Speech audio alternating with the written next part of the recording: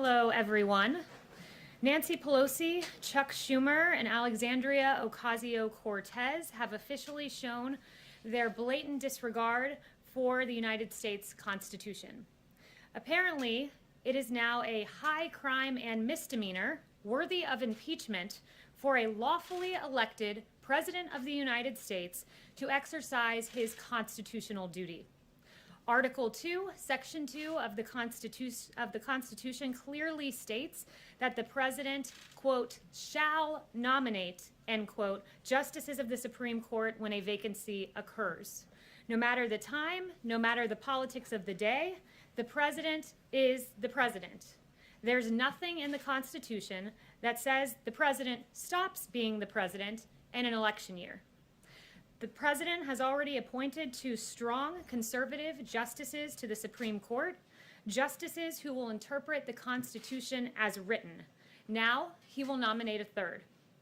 As Senator Ted Cruz reminds us, we're 1 vote away from seeing our religious liberty votes stripped away, from our free speech stripped away, from our Second Amendment being stripped away. Just 1 vote.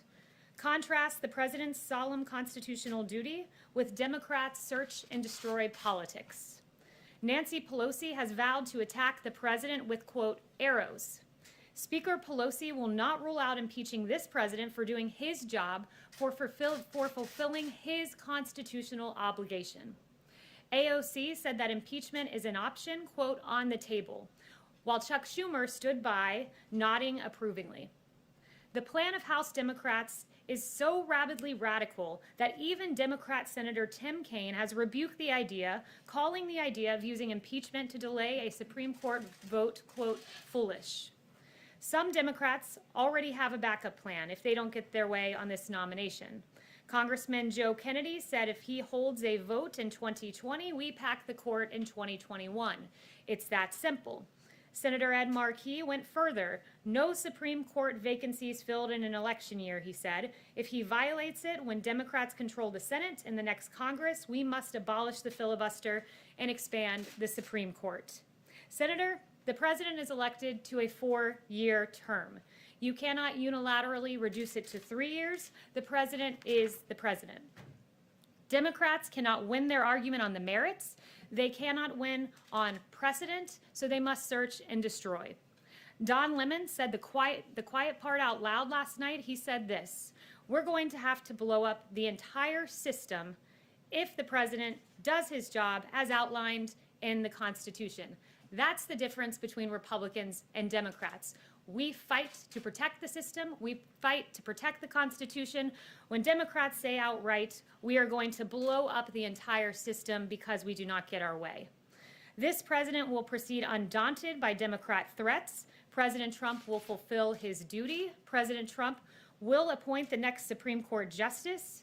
President Trump will protect religious liberty. President Trump will protect our freedom of speech. President Trump will protect our Second Amendment. Under this President, our rights will be upheld, our Constitution safeguarded, and this President will fill that seat. And with that, I'll take questions. Jim. Kaylee, as you know, the country has hit 200,000 deaths from the coronavirus. What do you say to Americans who are outraged over this and blame this administration for so many lives lost in this country? Well, as you've heard several doctors in the task force note from this podium, we were looking at the prospect of 2 million people potentially perishing from the coronavirus in this country. We grieve when even 1 life is lost, but the fact that we have that we have come nowhere near that number is a testament to this president taking immediate action, to shutting down travel from China when the other party, Democrats, were saying that was xenophobic, for shutting down travel for Europe, for developing landmark therapeutics that are working like remdesivir. And when you look at the fact that excess mortality, Europe has experienced a 28% higher excess mortality rate than the United States. It's a testament to the hard work done by the task force and this president. And if you don't mind, if I could follow up, last night the president said at one of his rallies about the virus, and I think he was talking about younger Americans, he said it affects virtually nobody. By the way, open your schools, everybody open your schools. But he said to Bob Woodward, it's not just older people, it's young people too. At 200,000 deaths, Shouldn't the president be telling people the truth about this virus at his rallies? The president is telling people the truth, and you're right, Jim, that he No, was he's not. talking about. He's saying that it affects virtually nobody and that it doesn't affect young people. He's not telling the truth. Jim, but you're again taking the president out of context. I have his full quote here, and you're right that he was referring to young people. He said this. Well, then I'm not taking it out of context. If I said he was talking about younger people, then I'm not taking it out of context. You are taking it out of context because you're making an assertion that he's not giving critical information when in fact he is. And I will underscore exactly what he said. And he said this, in some states, thousands of people, and they've had nobody young below the age of 18, like nobody. They have a strong immune system. That is factually true. You can go to the American Academy of Pediatrics website, the Children's Hospital Association, and they list out a number of states that have had zero pediatric deaths. The coronavirus and then spread it to older people. And We've known this since the very beginning. And for the President of the United States at 200,000 deaths, to go out to his rallies and say something like it virtually affects nobody, and that in some states it's not affecting young people, that is glossing over the fact and really diminishing the fact that young people can catch this virus and spread it to older people. Younger people can also be sickened and killed by this virus. Jim, do you have the quote there with you? I have the quote here, yes. Yes, it is exactly as I just read it to you, that in several states, they have had zero pediatric deaths. I have the entire list here: Arkansas, Delaware, District of Columbia, Iowa, Hawaii, Idaho, Kansas, and the list goes on. And as you may not know, Jim, the COVID has a 0.01% mortality rate for people under the age of 18. So it is not a disease that affects young people in the same way as older people, which is the exact point the president was making last night. Yes. One person, Kaylee, who does believe that the president has the constitutional authority to make a nomination for the Supreme Court and that the Senate has the constitutional obligation to provide advice and consent is Utah Senator Mitt Romney. In the course of the last 3.5 years, the president and Romney have often found themselves at odds, have said unkind, if not intemperate things about each other. How is the president feeling about Mitt Romney today? I haven't spoken to him about Senator Romney, but Senator Romney is recognizing what any of us who take a clear-eyed look at precedent recognize, that the precedent is on our side here. 29 times has there been an appointment during an election year, 29 times. And when you break down those numbers, 19 times when those nominations were made, the Senate and the president were of the same party. 17 of those 19 times, that nominee went on to be confirmed. The 10 times when it was a difference in party between Republicans and Democrats in the Senate and the presidency, only 2 went on to be confirmed. So precedent is on our side, but Democrats are trying to have it both ways here. And I would cite Dan McLaughlin at National Review, who said this, and he's exactly right: choosing not to fill a vacancy would be a historically unprecedented act of unilateral disarmament. So let me just follow up on that if I could. So timing now is the next issue. The president will have 37 to 38 days from the time he makes the announcement to the last time that he could have a vote before the election.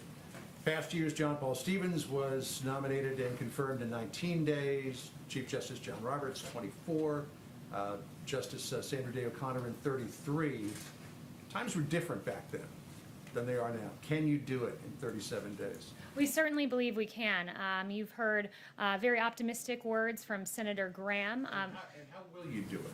Well, we will go about this the way we always have, by putting forward a Constitution-abiding textualist, originalist that we believe the American people will appreciate, and we believe will get through the approval process, the nomination and confirmation process, I should say, quite quickly. Yes, Kevin. 2 quick questions. On the 200,000 deaths, will the president recognize that publicly today? At his speech or on Twitter, is this something that he would like to express remorse over, or simply to people who have lost?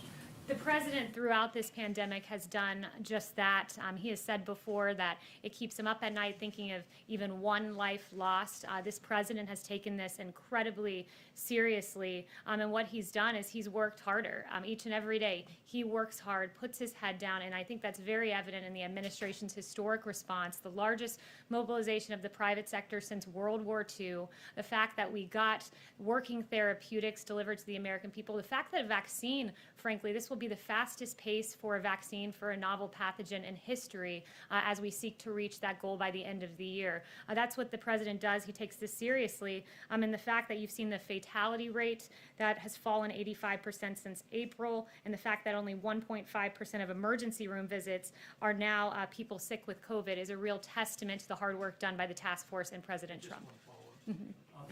Could you speak a bit about why the president prefers to have the confirmation vote before the election?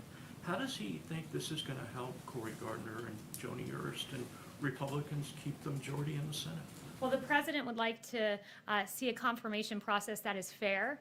I think one of the low points for this process was the Kavanaugh hearings and what Democrats did there, making baseless allegations against Justice Kavanaugh, someone respected prior to President Trump appointing him by everyone. And Democrats really dragged his name through the mud. What happened there was a travesty. And the president wants to see a fair confirmation process, and he wants to see one that does not look like what happened to Kavanaugh. That was a real low point for Democrats. Democratic stumbles in the Kavanaugh confirmation process will help Republicans? If it's repeated? He thinks, look, Democrats really showed themselves at the lowest point in that confirmation process. I think the American people saw Democrats for the partisan games that they play, and I think the American people are looking now and seeing Nancy Pelosi and Chuck Schumer talking about impeachment for executing your power in Article 2, Section 2. It's really inane and outlandish, the things they're suggesting, and once again, they seem to be doubling down on their Kavanaugh approach. Didn't work out too well with Justice Kavanaugh, won't work out too well this time in an election year.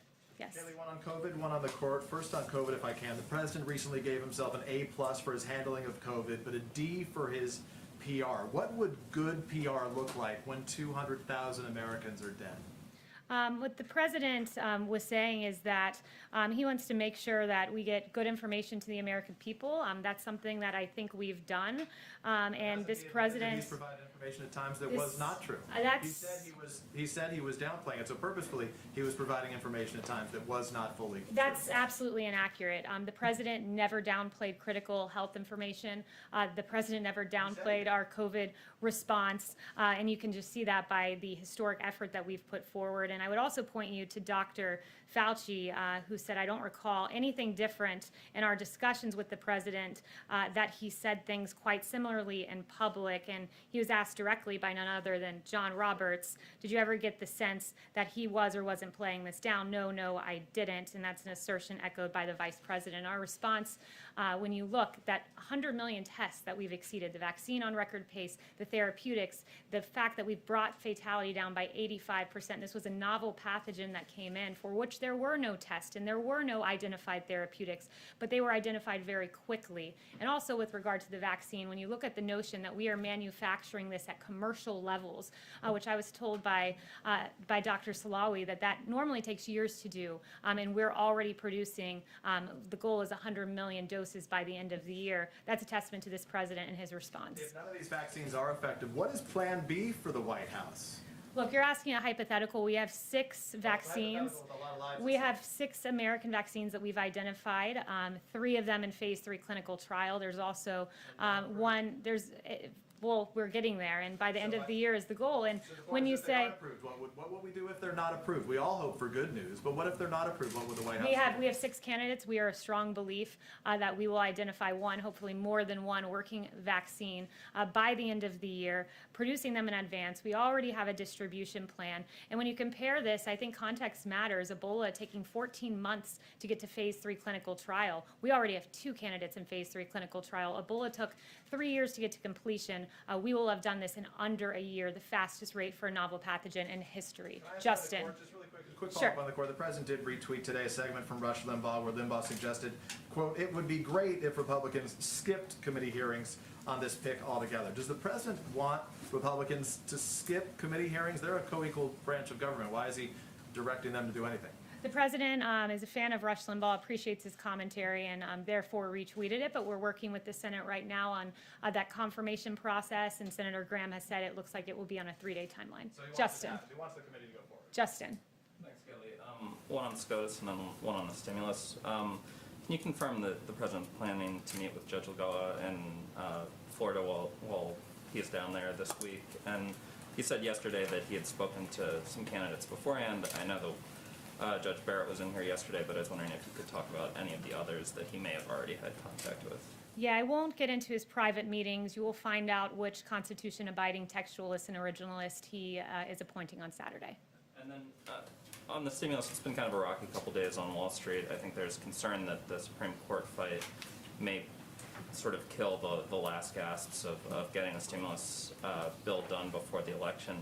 Does the White House agree that that's probably not going to happen until after the election, if at all? Or if you are still hopeful, the president had said when the time is right, he'd be willing to reach out to Speaker Pelosi.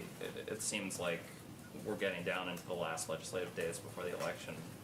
Is the time now right? Yeah, we've wanted to see a Phase 4 relief bill get to the American people. It's why the Chief of Staff and Secretary Mnuchin have been in negotiations. Unfortunately, though, they've been in negotiations with a fundamentally unserious partisan named Speaker Pelosi, who, when we would exceed what she asked for with school funding, let's say, she then would reject the money that was in excess of what she had previously asked for. Democrats, I think, showed what they were about when they filibustered a bill that would have provided $300 a week to the American people through December 27th. They filibustered that, I believe, last week. So at this point, the onus is really on Speaker Pelosi. We encourage her to send one-off bills, perhaps airline funding or other elements that we could work through the process to get to the American people. It's always been this president's priority to do that. So you don't see a kind of big stimulus bill, but you might see one-off bills before election. Yeah, the onus is on Nancy Pelosi. We've come up in our number to 1.5 trillion, so it's possible should she become serious in these negotiations. But at this point, if she doesn't want to deliver relief to the American people to that degree, then she can one off some bills that we would look at and be happy to move forward with, because the priority has always been getting money to the American people, which is why the president has had those EOs on evictions and unemployment insurance and student loans and evictions. Yes. Can I follow up on Justin? The first presidential debate is a week from today. How do you expect the Supreme Court issue to impact that debate? Yeah, so, a lot of that is for the campaign with regards to the debate, so I'd have to refer you there. But I think the American people are going to get a very clear-eyed look, as they have with the previous two nominees we've made, of what this president stands for, that he wants a judge who will protect our fundamental rights, our essential liberties, who looks at the Constitution as written, not trying to fancifully interpret that document, who looks at the plain meaning of statutes and implements that and rules in a way that a true textualist would. This is a president who will protect the Second Amendment, who will protect the First Amendment, and these fundamental rights are at stake should another party have their way with the judiciary. But this president will continue to appoint justices in the mold of Gorsuch and of Justice Kavanaugh. Separately, the Democrats are threatening to add justices to the Supreme Court, as you mentioned.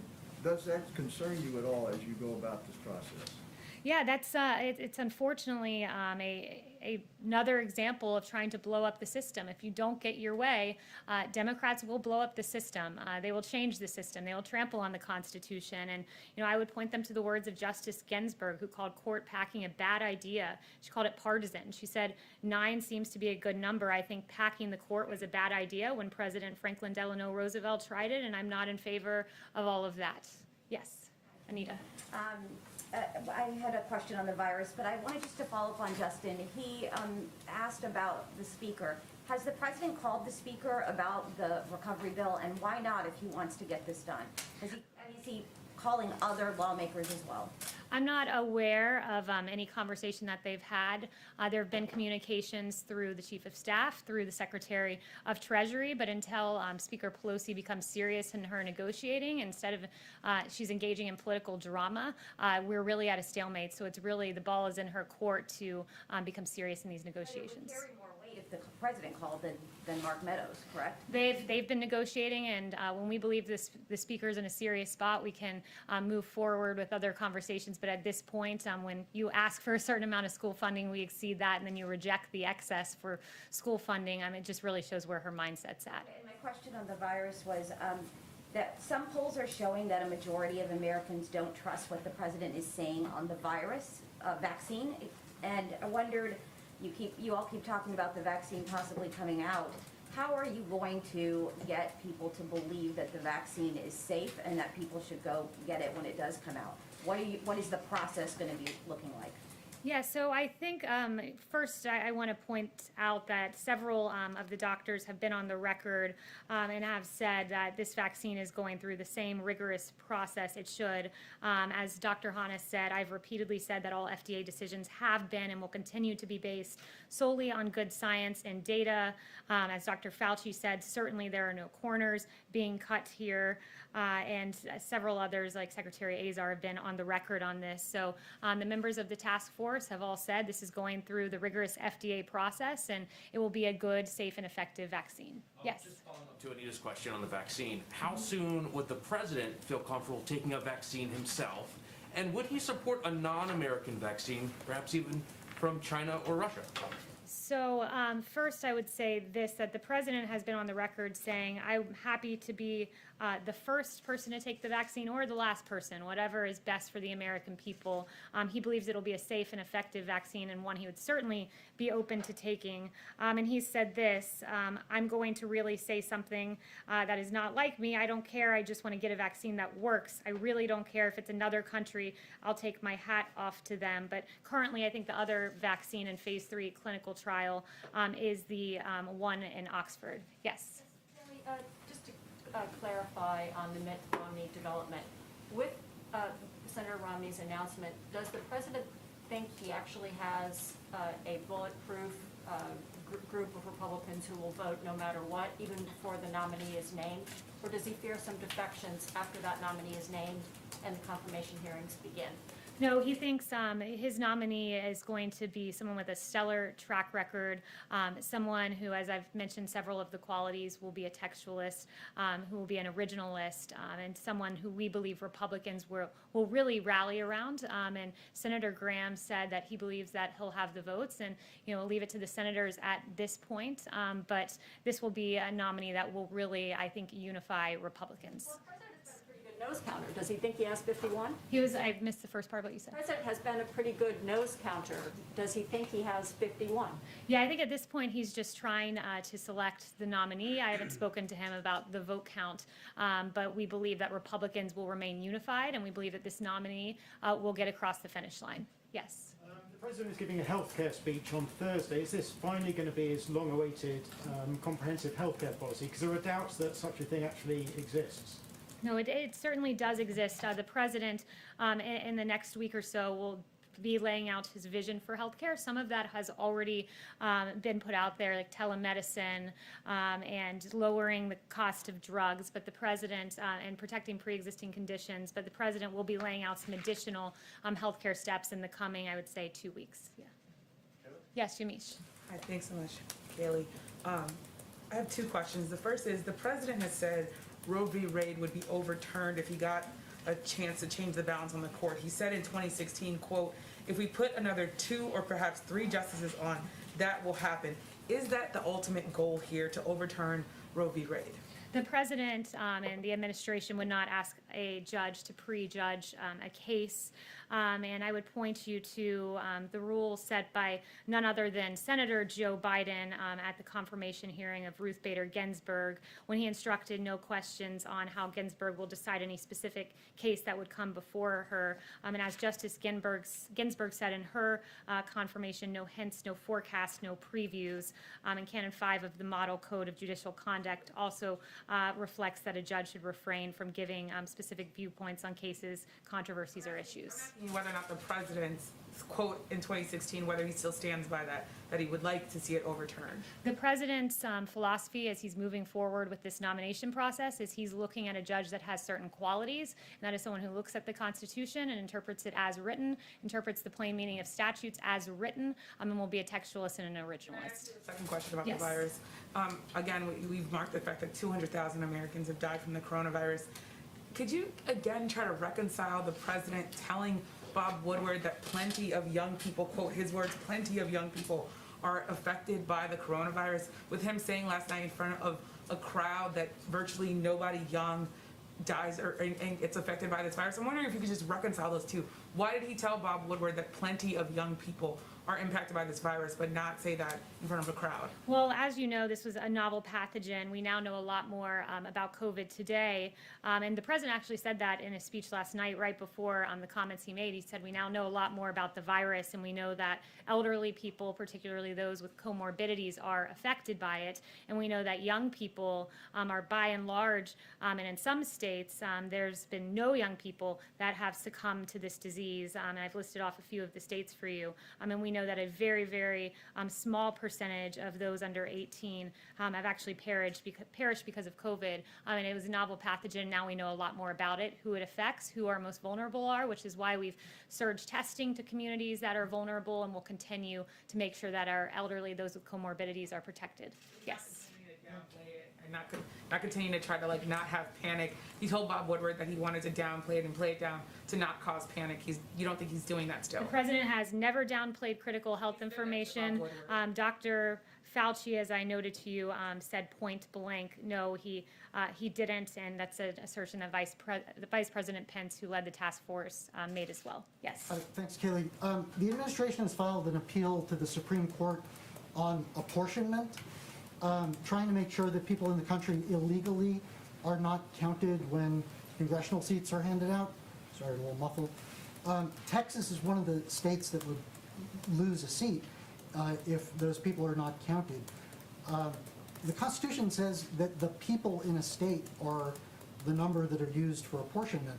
Are people in the country illegally not people? And why does the president not want Texas to have more seats rather than fewer in the U.S. House? Yeah, I haven't done a deep dive into that legal case. I can look into it and get back to you. Yes. Can I ask a separate question? Sure. At the top of this, you mentioned that Democrats have talked about impeachment, and you also said that a president doesn't stop being president in the last year. Is there any, not that they're actually going through with impeachment at the moment, but is there anything to prevent an impeachment in the final months of a presidency? Well, first, to pursue impeachment based on someone executing their lawful duty, their constitutional duty, is just preposterous. And it told us a whole lot about what Democrats use impeachment for. It shows that they've always viewed impeachment, at least in the Nancy Pelosi era, as a partisan tool to take down a sitting president, to disempower the American people who voted to empower President Trump. They've used impeachment as a political tool, and that will be the history and the record of Nancy Pelosi. And now she's on the record saying that she would even use impeachment to try to undo the Constitution, particularly Article 2, Section 2. That is shameful but unsurprising from the Speaker. Yes. In his UN speech, President Trump mentioned the reduction of carbon emission in the U.S. Of what? Sorry. Carbon emission in the U.S. Okay, I can't really hear you. Carbon emission. Okay. Saying it was a good thing. Because it's connected with the reduction of use of coal, is it to say that decline of coal is a good thing? I would just note that on greenhouse gas emissions, we have decreased them as the U.S. has become #1 in the oil and natural gas production, but we've simultaneously reduced greenhouse emissions. Yes. I also wanted to follow up on the speech the president prepared for the UN General Assembly. He hit China really hard, and the Chinese ambassador, in introducing President Xi, responded accusing the president of bullying, protectionism, and unilateralism. I'm wondering what the White House response is to that, and then how concerned is this White House that this growing rift between the world's two largest economies is going to hurt the efforts to combat coronavirus? Let me just say, nothing has hurt the efforts to combat the coronavirus more than China concealing information about COVID-19 from the very beginning. What China did was inexcusable. In partnership with the WHO, hid critical information about transmission of COVID from us, about the severity of COVID, not just from us, but from the world. There's no bigger bully than China when it comes to COVID, and that's pretty clear. And just look at what happened at the WHO. Yes. Just one quick follow-up. With regard to the intelligence around the poisoning of the Russian opposition leader, the president said we'll talk about that another time. I'm just trying to get a sense of, has the president reviewed the German assessment? Is he rejecting that assessment that he was indeed poisoned? The United States, as president of the G7 and joined by our G7 partners, has condemned in the strongest possible terms the confirmed poisoning. And Germany briefed the G7 on clinical and toxicological findings by medical experts, and a specialized German armed forces laboratory determined that Mr. Navalny was the victim of an attack with a chemical nerve agent, a substance developed by Russia, and any use of chemical weapons anywhere, anytime, by anyone, under any circumstance is unacceptable. Chanel. What would the U.S. response be then? Again, I've told you so far that the United States has condemned it along with G7, and rest assured, there's been no one tougher on Russia than this country. You've seen what we've done with sanctions and expelling diplomats, among other actions. Yes, Chanel. Haley, expanding on the last couple of questions about the UN speech, the president does hit China pretty hard, specifically on China's slave labor practices and ethnic cleansing. But then, interestingly, he dives into their environmental record.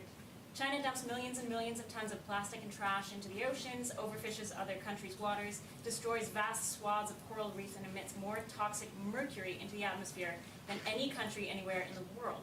How responsive have the United States' allies been to this message from the president and on confronting China on these fronts in particular? Yeah, I would say the world is unified in condemning some of the human rights violations by China. And also I would note, just on the issue of CO2 emissions, there's no bigger emitter than China itself.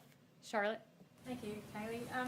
A Heritage Foundation report has discovered a financial link between an organisation linked to Black Lives Matter and a pro-Chinese regime group. Is that something that the White House would investigate, and is that something you're concerned about? So I haven't seen that particular reporting, but just on the note of some of the violence that we've been seeing, I would just point out this New York Times article that came out. Terrence Moses was watching protesters against police brutality march down his quiet residential street one recent evening when some in the group of a few hundred suddenly stopped and started yelling. Mr. Moses was initially not sure what the protesters were upset about, but as he got closer, he saw it. It was his neighbor who had an American flag on display. It went from a peaceful march calling out the names to all of a sudden, bang, how dare you fly the American flag, said Mr. Moses, who is black and runs a nonprofit group in the Portland, Oregon area. They said, take it down. They wouldn't leave. They said they're going to come back and burn down the house. Mr. Moses and others blocked the demonstrators and told them to leave. Mr. Moses said, we don't go around terrorizing folks to try and force them to do something they don't want to do, who runs a nonprofit group that provides support for local homelessness people. He said, I'm a veteran. I'm for these liberties. It is shameful, the violence we've seen in our cities that is now spilling into suburbs across the country, and good work and good reporting by the New York Times on that. Now I'd like to invite Lieutenant General Keith Kellogg to the podium to discuss a disgruntled former detailee. General Kellogg is a 3-star general, a veteran of the Vietnam War and Operation Desert Storm. General Kellogg has been supporting President Trump from the beginning and has been by the president's side for major foreign policy decisions. General Kellogg, please. Thanks, Kaylee. Good afternoon. I'm Keith Kellogg. Olivia Troy worked for me. I fired her. The reason I fired her was her performance had started to drop after 6 months working on the task force as a backbencher. She was responsible for coordinating meetings, bringing people together, and when the performance level dropped off, I went to the Vice President of the United States and recommended she leave. I'm the one that escorted her off the compound. What she has said, I have never heard. That's never happened. And I've been through every single meeting of the task force, been with the president and the vice president through every meeting. What bothers me about what Olivia said is my insinuation, the disparagement of the task force, the vice president, and the president of the United States. When you look at what the task force has done, we are now facing the worst pandemic we have seen in over 100 years, and we're fighting through it. We are this close to a vaccine that will work. We are finally fighting through it, and we're developing some opportunities to make sure the American people are protected as we go forward. That when we've had the doctors that are out there, when the comments she has made, when you looked at the Dr. Fauci's, Dr. Birx, and Redfield, Stephen Hahn, Dr. Giroir, all of these doctors have worked exceptionally hard for the American people. The president has made some critical decisions all the way along the line, tough decisions. He made a decision on the China travel ban when we had less than a dozen known cases here in the United States. He was the one who set up the air bridge, working with commercial companies, so we would develop and bring in PPE in 27 hours instead of 27 days. He's the one who went to companies like 3M so we could more rapidly manufacture the N95 mask going forward. He's the one who drove all of those efforts. And I heard the comments made about the people we have lost. Do not think for a minute that that has not bothered us. It does. Because we know on the task force, several of those people, scores of those people, died without relatives because they couldn't get in because of COVID. We know that. Scores of them died on ventilators when they're in sedation because they didn't have an opportunity to see their loved ones. That bothers us every single day. Don't think it doesn't. And it bothers the president. And the president's been very confident that we're going to get to a solution. You want a president. You want a leader that displays confidence that we have something going forward, that we're going to win and beat this virus. And that's what he's done all the way along the line. I'm very proud of the President of the United States. I'm very proud of the Vice President of the United States. I'm very proud of the task force and the work it's done. I am not proud of Olivia Troy. So General Kellogg, should the president be having these big rallies? Thank you, Lieutenant General. We appreciate you doing this. What we have here with this former disgruntled detailee and with Miles Taylor as well, these are not profiles in courage, but these are profiles in cowardice. Less than 2 months ago, now disgruntled former detailee Olivia Troy proudly declared that she was serving in the Trump administration and it had been, quote, the honor of her life. Troy said, quote, I have witnessed firsthand how dedicated and committed all of you have been to doing the right thing. She wrote that just about a month and a half ago. Troy failed to speak up, and she struggled to keep up because she was constantly complaining about how exhausted and overwhelmed she was coordinating conference calls and scheduling meetings. Troy's detail was cut short, and now she's cutting commercials for a fringe club of, quote, never Trumpers who are desperate for relevancy.